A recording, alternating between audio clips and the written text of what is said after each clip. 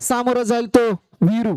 पाहूया पहिल्या चेंडूला कशा पद्धतीने प्रत्युत्तर दिलं जातंय. पहिला चेंडू या सामन्यातला पाहूया कशा पद्धतीने अतिशय सुंदर असा चेंडू म्हणावा लागेल. उलट्या हाताची गोलंदाजी इथे पाहायला मिळते. पहिल्या चेंडूची जादू इथे पाहायला मिळते. पहिला चेंडू निर्धाव स्वरूपात सोडवला जातोय. त्यानंतर पाहूया पुढच्या चेंडूवरती प्रहार करेल का वीरेंद्र. आणि हा देखील चेंडू अतिशय सुंदर चेंडू इथे म्हणावा लागेल. तो देखील चेंडू क्षेत्ररक्षकाकडून रोखला जातोय. दोन चेंडूवरती सुंदररित्या गोलंदाजी होताना दिसते नितीनच्या माध्यमातून.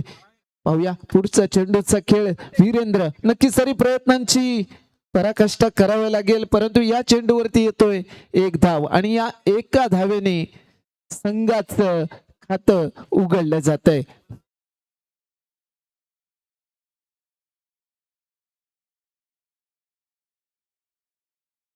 अतिशय सुंदर अशी गोलंदाजीला सुरुवात केल्यानंतर तिसऱ्या चेंडूवरती एक धाव इथे घेताना दिसेल तो एन्जॉय गणपतीपुळे हा संघ एका धावेने खातं उघडलंय. पाहूया पुढचा चेंडूचा खेळ.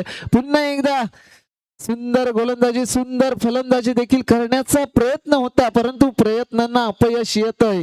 चेंडू मैदानाच्या आतमध्ये स्थिरावतोय, म्हणजेच काय तर डॉट बॉल इथे घोषित होतोय आणि फलंदाजावरती पूर्णपणे दबाव टाकण्याचा प्रयत्न इथे चाललाय.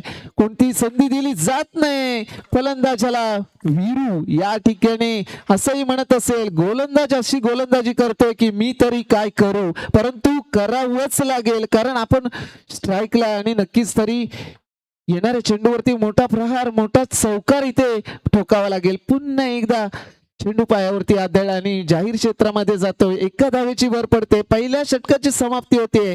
धाव संख्येचा विचार केला तर बिनबाद 2 धावा.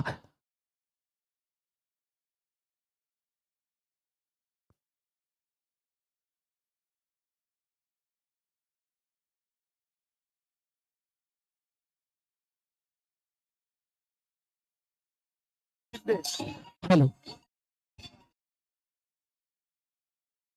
जे पहिलं षटक हाताळलं गेलं नितीनच्या माध्यमातून नितीन शिंदे या ठिकाणी खास मुंबईवरून ही स्पर्धा खेळण्यासाठी आलाय आयकॉन प्लेयर. त्यानंतर पाहूया दुसऱ्या षटकाचा खेळ.